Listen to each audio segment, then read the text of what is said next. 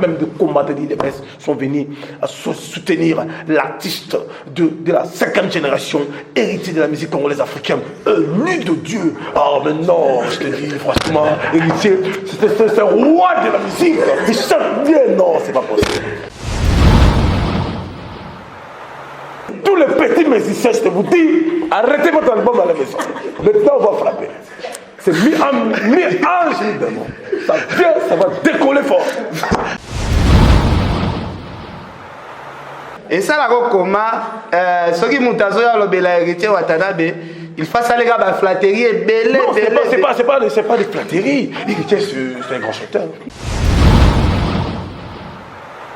T'es micro dans la biloko. Héritier, pesa biloko. Pesa biloko.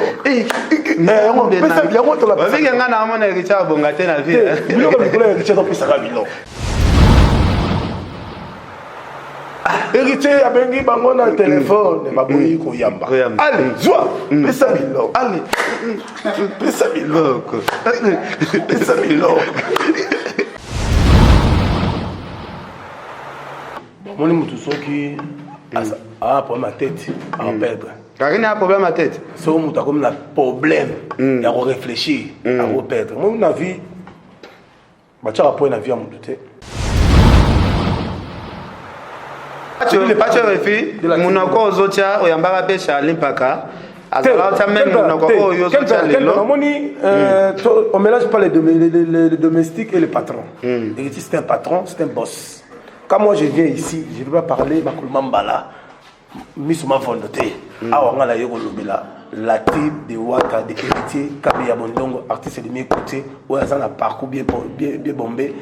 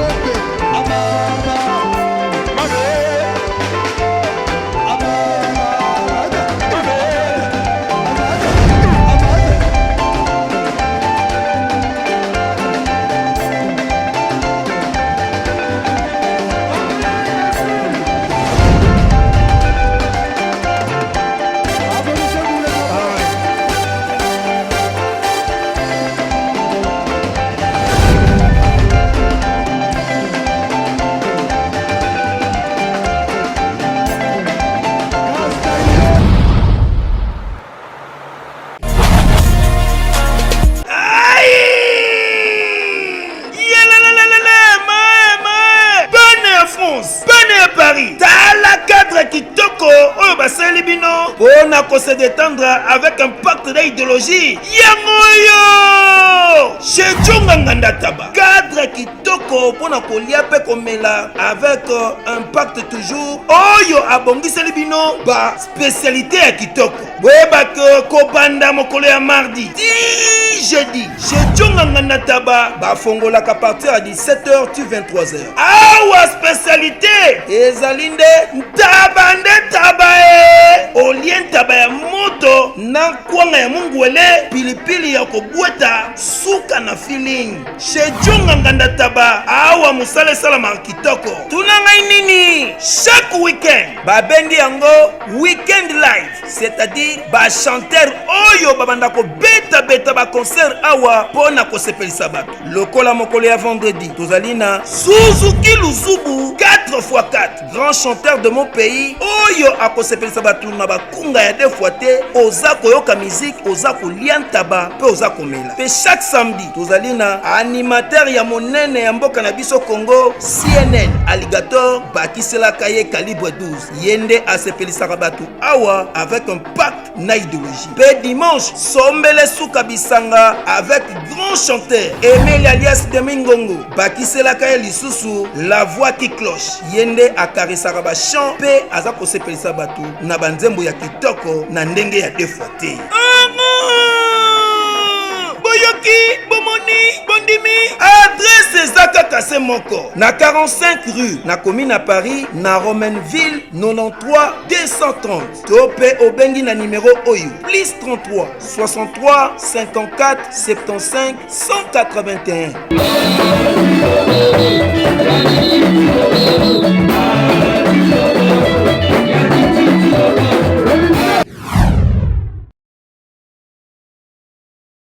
Voilà, merci beaucoup. Bana Congo, Bandeko tout. Bozolanda biso partout à travers le monde. Na moni c'est comme si batumsu bokomi gomitu na ken piana ozomona na te ozomona te ken piana za mobimba ya ba blague te. Ben intimidation vraiment na mboko. Pour intimider nga, c'est la jour to kutana na Cameroun. Là ça va, mais na Congo vraiment intimidation vraiment écotate. Donc nazananga moi soki to sala bémission mingi te tozo privilégié pe po site ya munene site esenga te ka ken balora bazawana ba malika baza ndeko na biso valdi tambwe pe azali donc ba manike bazali toza ebele na ko sala na ta démission na semaine na pemi pe da tozala luka pe ka ba repo lelo tokosola nandeko nanga pacho RFI na sepela kosola na pacho po pacho RFI vraiment aza garçon mo soki bozo solola amemaka makambo avec objectivité vraiment tina suka masolo ya la team ya ndeko na biso héritier Watanabe onga lobaka biso tozala comme ba fondateur ya orchestre wana malgré ba boakela so ba monnaie de singe orchestre ngo ekoti na moi mbutu ebele tomoni ba ndeko na biso ebele balongwe tomoni bandeko héritier considéré comme attaché de presse lelo vraiment ba décevoir héritier na habité pacho RFI pe azoki mo ba problème intervention ya héritier auto komisa ki toloba non en tout cas ba œuvre sociale to sepela nango héritier asalaki vraiment œuvre sociale moko ponde ko na biso alongwa na pasi to kosola par rapport ya départ ya bampaka bato belé Pasteur Guy Espoir a benga lobi ken pia na bozana pacho te na regretter ka ndenge pas d'achat longwe. En tout cas Pasteur Guy Espoir ozavie na biso pas d'achat za mukolo choix na ye za choix na ye ngana na conseil ya kopesa ete.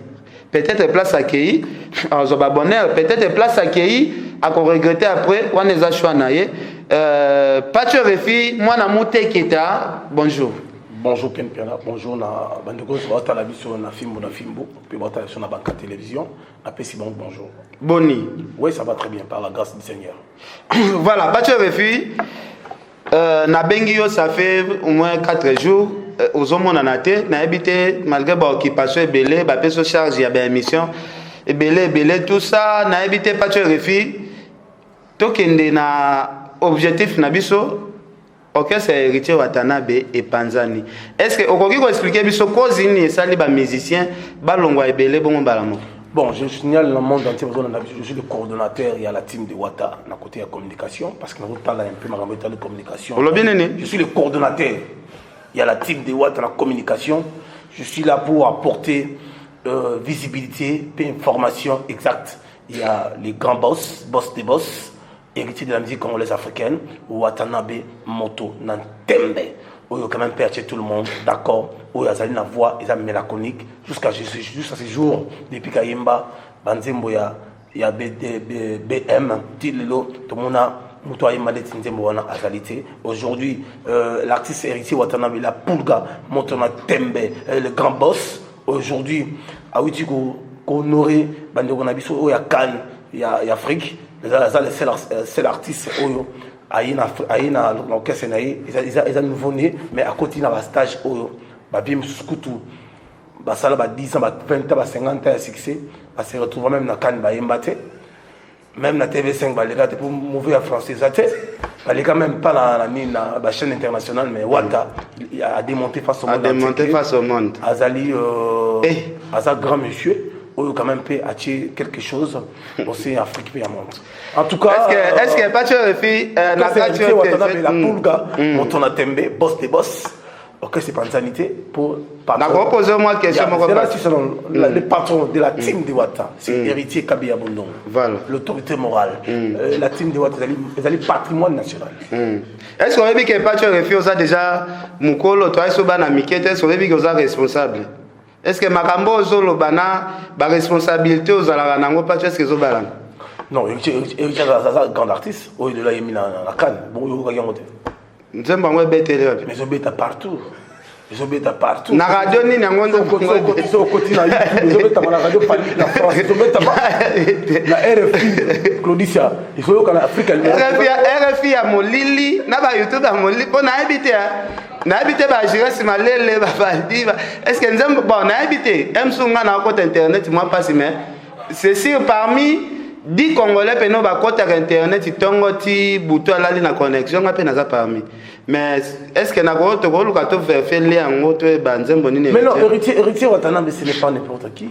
Beaucoup dénigré quelqu'un faut. Non, na dénigré mais le bas makambo avec ba preuve pas tu refait. De parler tu es contre de l'artiste. Non, naza contre héritier. C'est héritier Watanabe, il a dit la marque. Parce que dans le podium, tu vois, production, tu vas signer contrat na combo ya héritier Wata. Tu vas signer combo te na matongolo bien na makoloma mbalate.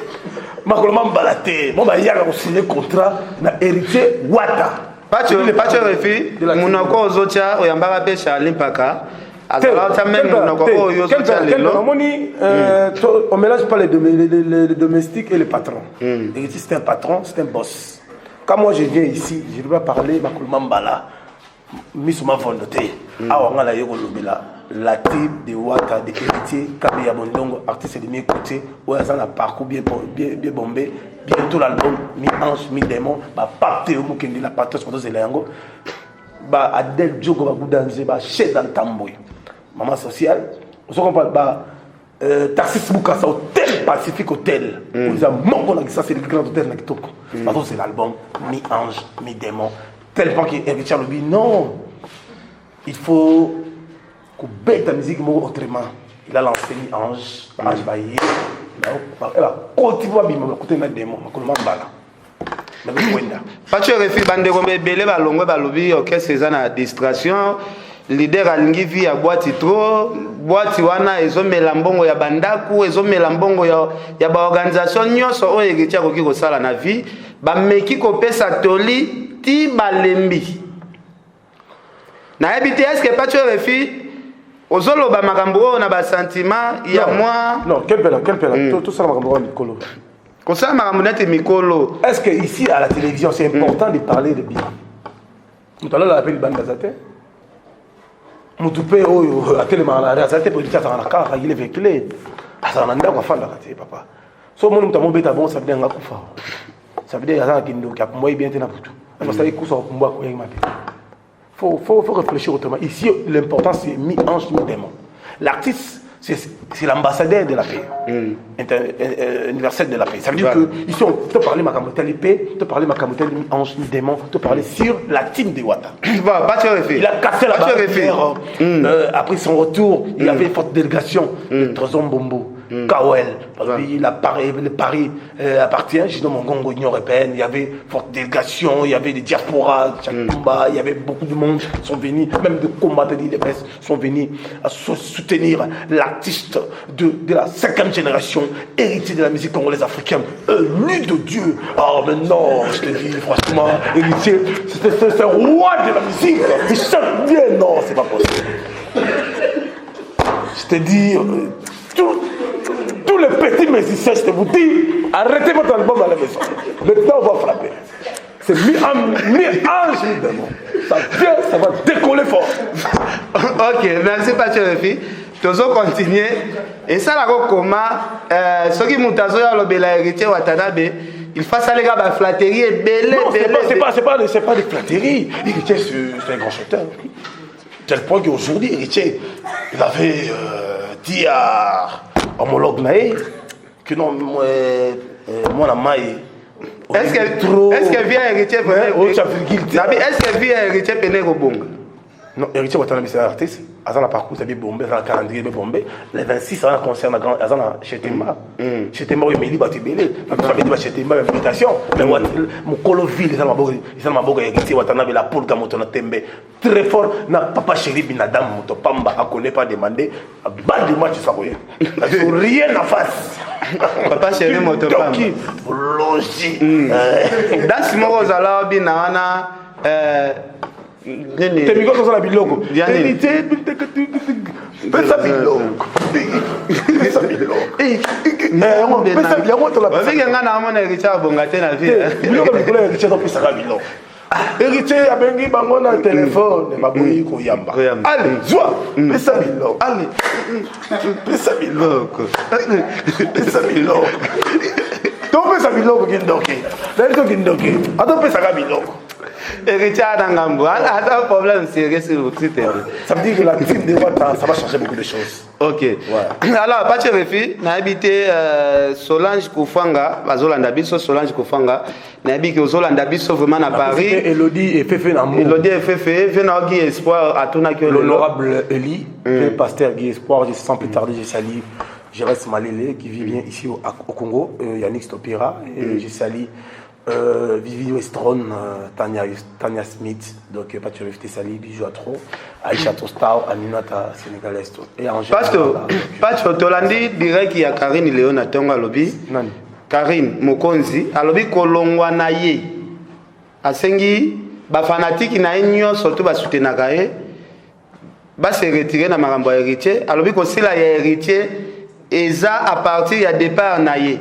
Mais est-ce que Marambunion soit au Zolo, bana défi au Karine a lancé Léon à Tongo qui non, qu'aucun de naïs répétuant et bandoton daté, héritier Marambuto et Sili. Yo Rolo Bani. Mon moutousson qui a un problème à tête, à perdre. Karine a un problème à tête. C'est un mouton comme un problème, à réfléchir, à perdre. Moi, on a vu, tu as un point de vie à mon douté. Héritier Watanabe d'abord, dans le parcours, bien habillé bombé, bien soudé. Et la conscience naïe à réfléchir même à moi là tu vas baisser internet et tu as calculé mi en mi démon à autant dans parcours pour les voisins là bango tout ça va grand chanteur no ba Olivada ba grand chanteur no ba Mishka ba grand chanteur no la Miyembe bazoyemba na vraiment mélancolique et en même temps aujourd'hui biroza bien bombé Charlie Obenga Sadiwana pas tuer les fils coronateur et communicateur il y a Mokonzi private. Donc nous sommes là pour accompagner les visions. Il y a vision. Moi je suis là pas pour citer les gens. Moi je suis venu ici pour faire la promo de la team de Wata. Je ne fais pas le polémique ici. Moi je suis venu ici pour faire la promo des tranches des démons. C'est ça. Alors, est-ce que tu vois un groupe de musiciens balongwe? Si on enregistre dans un studio ou bien un studio? Je n'ai pas beaucoup de commentaires à faire. La team de Wata est un patrimoine national. La team de Wata est un bataille commerciale. C'est l'artiste et moi en libre. Si on a un bureau d'artiste, c'est un colomine. Si on a un bureau d'artiste, c'est un miss mine. Non, il faut pas que tu aies nous. Le message est fort. Nous allons voir les choses autrement. La team de Wata, ils ont des sénateurs, des députés, des responsables, des grandes personnalités dans la team de Wata. Il y a des sponsors, il y a des grands hommes comme Tendai, Maboko Bank. Le troisième nationaliste, Roger Lumbala, Otitenga, soutient Héritier Watanabe la Punga. Ok. Alors, Daniel Massaro, il est là pour soutenir Héritier Kabea Bondongo. Et sans plus tarder, Nier Leka, Lizarazuma avant Capita. Bateau Sate Bango, Banane, Vivian Koina, Bruxelles, le conseil privé. Patio, et puis pour un bateau, Héritier conseil que non. Aluka kwa soigner makambunaye aluka prezawera à s'excuser par maman si déjà pour monter nzambe wana vraiment oh maman si déjà faut pas qui nous avons les autres panza déjà orchestre au moins à lobby quel piano Ozali papa ya bana bele ya bana combien bana bazali combien bana combien yo yebi nom ba misatu bana misatu la minute où mi Pacho et refait la Monteketa papa na Olivia papa na Joseph papa na le petit Pacho aux États-Unis Donc ça veut dire que je suis responsable, je suis un parent. Quand je viens ici, je viens pour faire la promo de l'artiste, de mieux compter dans la planète, héritier Kabila Bondongo, héritier de la musique congolaise africaine. Aujourd'hui, c'est l'ambassadeur international universel. Il est là pour accompagner les visions de chef de l'État, pour encadrer la jeunesse, pour encadrer les enfants démunis, pour donner un petit message de la paix dans toute étendue de la République. Aujourd'hui, héritier Watanabe, il a montré face au monde entier, il est capable pour faire des promos des grands hommes, pour faire promo de l'UNICEF, pour faire des promos de l'HR, pour faire des promos du MONUSCO. On va appeler ambassadeur universel Kabila Bondongo héritier. Il ne faut pas faire de polémiques dans cette émission. Donner le temps au temps, laisser ça veut dire que jamais non par rapport à conseil non héritier Watanabe c'est pas conseil que moto nzambo façon to mone lango ken piana ozona biso oza moto osala ba émission na télévision tout ça la émission professionnelle héritier Watanabe l'orchestre comme la team de Wata il a rep plein à craquer banda ba so batiki no ko mutakei kusomba bilo na wenze ça veut dire que moto ya limakambo ya nenga pe na zongi to transmettre sur makambo to ke non nenga planète na nenga world parce que ba monde makambo to kende sur na nenga mystique ça veut dire que non il faut pas faire de polémique tout ça la émission de la droite dans ce nini ebini sa mikolo na rep non là c'est mais il a pesa bilo héritier pesa bilo Ok, merci. C'est Apolline Lumumba, RDC Monde, c'est Apolline Lumumba. Merci à Prince Yaweli. Nabi que c'est Nathalie Neymar, vieux les hommes bata, bande kobola, ndabiso. Vraiment belé, pas tu refais na habité album mango et kobima année oyo na moi nini. L'artiste héritier Watanabe à dans studio. Obi que quand il bandi déjà lilo. Il bandi le pas orbite bonne chance na pas. Déjà héritier pas ça kuna non boss live aza qui déjà lobby auté pas moloba qui a salé ouverture à Chan non abetaki na Chan nzemba nzemba Chan aujourd'hui l'artiste héritier Watanabe Baza bien à Kinshasa parce que le 26 ans la production moko ya $50 VIP le 29 non le 29 je rectifier merci pour l'information et pour les rectifications ça veut dire que chez Temba joue en Ulata couleur noir pembe mokolo ya ville azara papa chéri bin Adam Motopamba papa na Soraya papa na Daïda changer son maloba oloba mokolo ville héritier c'est là papa chéri na bien mokolo ville azali papa chéri bin Adam Motopamba et longo na ngo héritier c'est là na héritier Watanabe la pulga moto na tembe papa na héritiana balobi la princesse de la planète héritiana Kabea pas tu refi n'a profité par rapport il y a ba réponse na yo relation à pas tu na BCBG non BCBG na zali OK c'est ça biso macha kumen na rotika histoire té on trahit pas les mystères ba rep mon na raté non je suis très occupé maintenant le émission là ça la tribu du peuple chaque jour lumba la wachitenga wa bina mulumba wa bina mama oza occupé na ba rep héritier pe ba no mona té non na osanga té mais je peux pas ya gati yobi ya jibo za occupé yo na occupé tout la émission à tongo bongo c'est un conseil na ba rep na oya té conseil na fona ya héritier spécial pas chazal mais na okuta la planète ni ndoko kanga monde na minito makamu ya blague té kindoki bongo ba aussi bandeko ba créer pe ba côté studio soki ba yé peut-être au ça la bango promotion peut-être na la temps ça la bango té même pas ka moto na yo ya na bandal té yo kala biso le local pas ka ya na bandal pas tu veux l'histoire mon pour iba mais ba biso on na pas tu veux faire ba tour maintenant moto na archive oui bon c'est mon petit ya kimbembe ya nzambie to banga to kanga kisimbi kanga ye kriki bakenda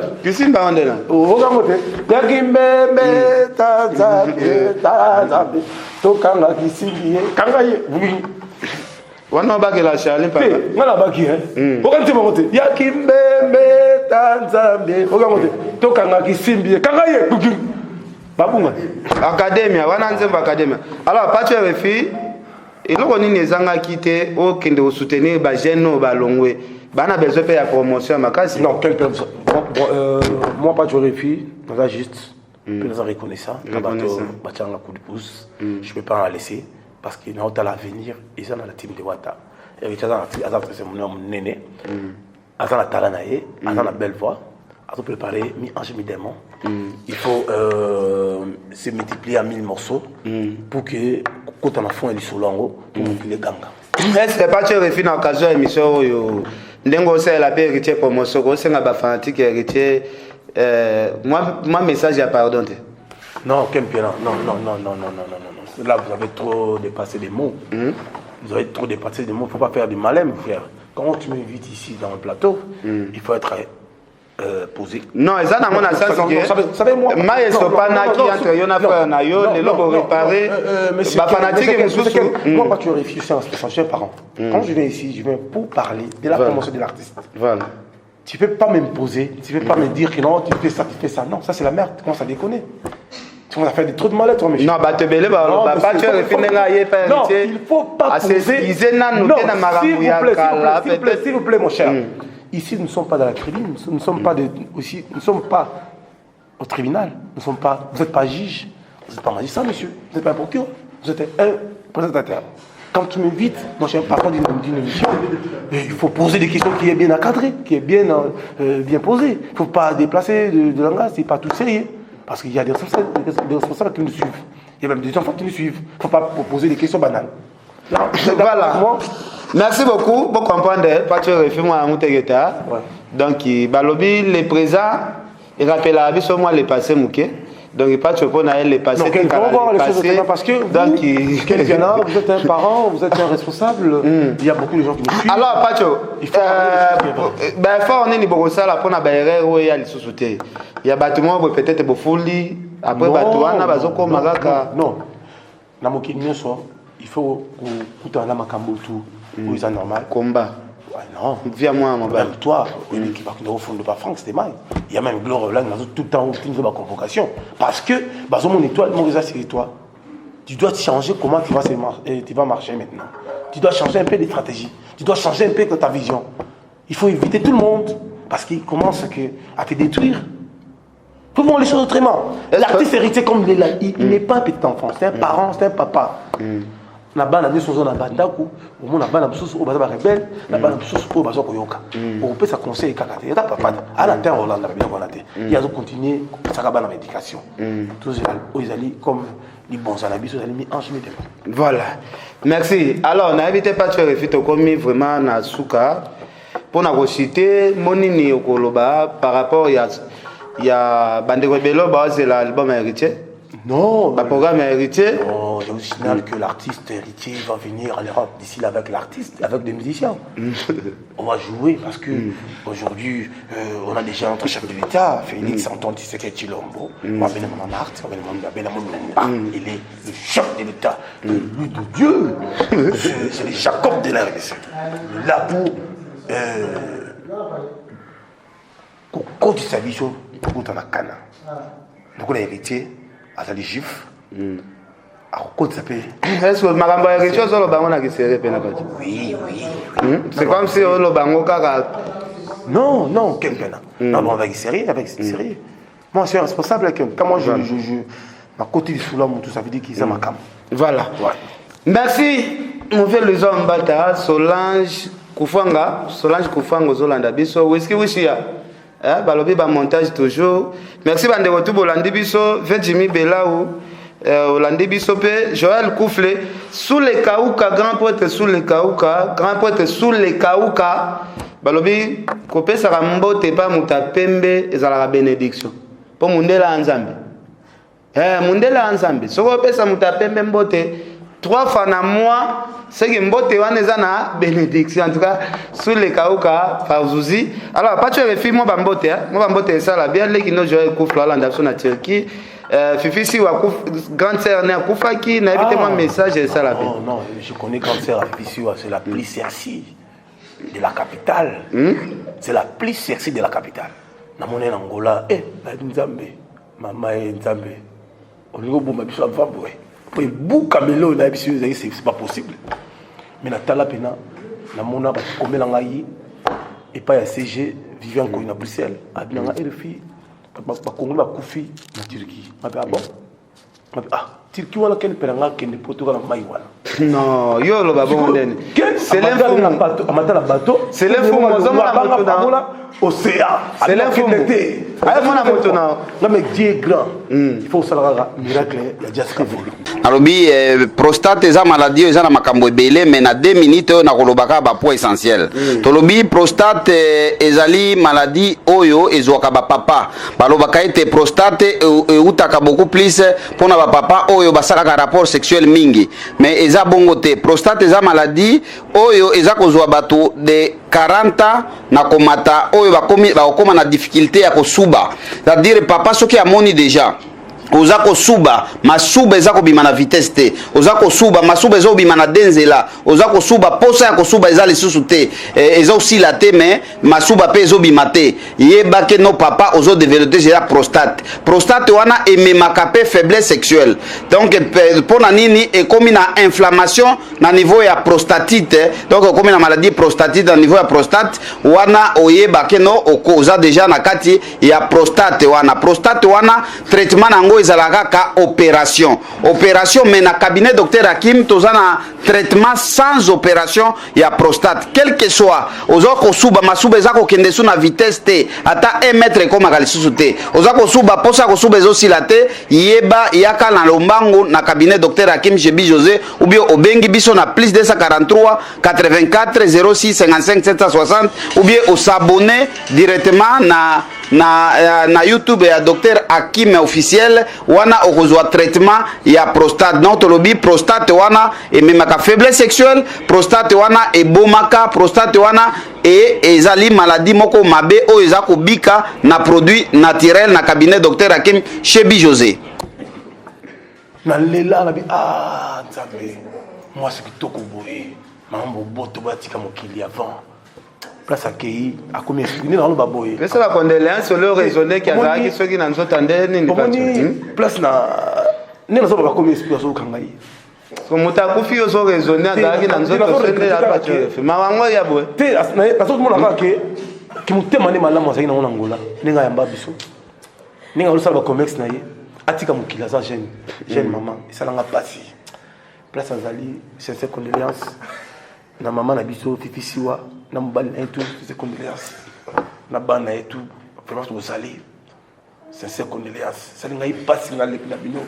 ya na bino noko na bino papa lek na pas tuer les filles papa na olive alors qui souci vraiment parce que tozali vraiment sincère condoléance na famille mobimba nzambe mo gayebi pela bato tu bakufela kina est-ce que pas tu aura mawa mutu so akufi nga makasi namna sambela ozo raisonner nzoto na ezalaki boye azalaki soki azotambola est-ce que biloko ba beta so nabi na poser condoléance na sel mabe ayamba biso ngola mamo temalamu nzambe liwa junior maweta azolanda yo na poser condoléance na Jacques Mpiana azaki régisseur na biso na Congo Web akufaki esalinga ipe pasi Jacques Mpiana kufi Jacques Mpiana bazara na mandeke donc salinga pasi na Maurice Jingando donc ngi pasi makasi na luko kuna ba programme matanga na kenda pour na vivre tete okende pene sala bien talaka wana za confort na biso ngai pacho refi mwana muteketa papa na Olivia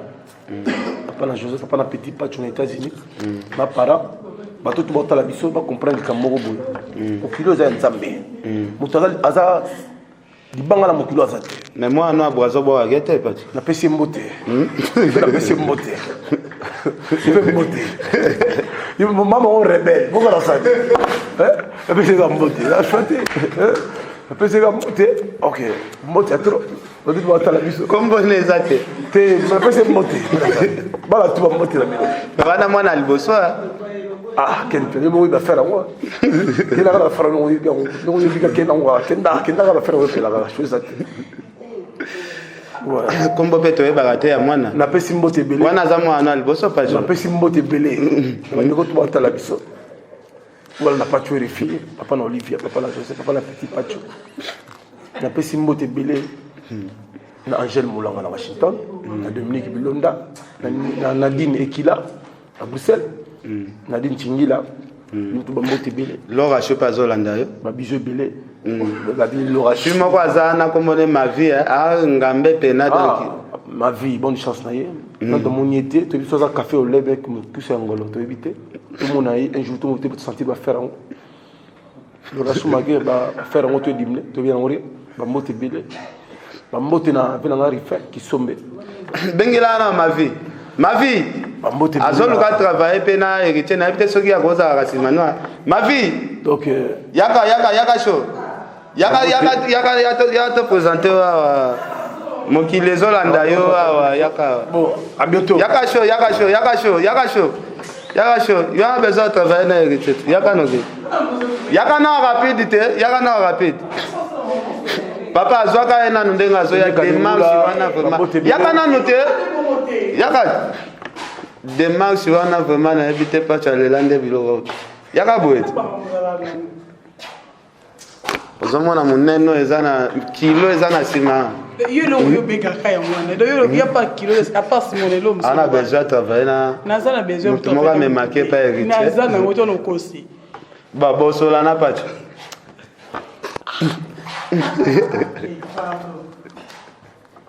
Je comprends ma vie.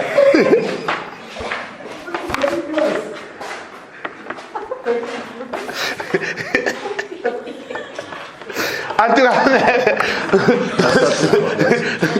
cas, merci beaucoup. Venanga Guy Espoir. En tout cas, merci. C'est pour le Lumumba RDC Monde. Solange Koufanga yo yebi. Adèle Diogo Bago Danger. Richard Amelel International. Donc, n'a pas si mbote na bato tout vraiment. Bolandi biso, merci na pas tu refais mon amour tegeta. On va na ambiance à l'émission. Kelly et la papi Kalingula, Jokale dans Los Angeles, à Portland. Mbote na Aimé Kalingula, Aimé Kam, Kovekam, Sadio Kazadi, Clarisse de Vatican Marsonombia. Nous sommes là. Maman na biso Lolot Molicho. Na pesi Arka Foulek. Voilà. Bobo Beleuil, président Mboka. Enoch Frappe Kalinga. Apesi mbote na Grèce. Mbote na Ebele. Na mbote Ebele vraiment na Iso Mobali. Na maître na biso oibit maître na biso oza na poto de Chungu donc oza fidèle des fidèles. Merci na ba conseil na Gigi Arabe pe mutuna. Gigi Arabe na pesi mbote Adel Tsala. Donc binotu donc tous à la liboke to bumle tumbo to nango poto kota na terre promise. Merci. Avec Maingé. Batonya surtout bolandi biso. Merci beaucoup Nabino to komi na na suka. Donc merci Nabino vraiment. Non, Bibi Kapinga mutunanga to un problème. C'est mbote. Da Bibi Kapinga mbote to kutanite. Je te kuta na pesa mbote. Merci à Jires Malele Wantashi, merci. Banangola. Bofu lebiso numéro ya garçon na Tom Sifoituma. Aza journaliste na biso azaka na Angola et ko na eto ka ngol sote to. Bazala plus de poulet. Donc Lisa Queen, Lukela biso Tom Sifoituma. Merci. Plus de poulet.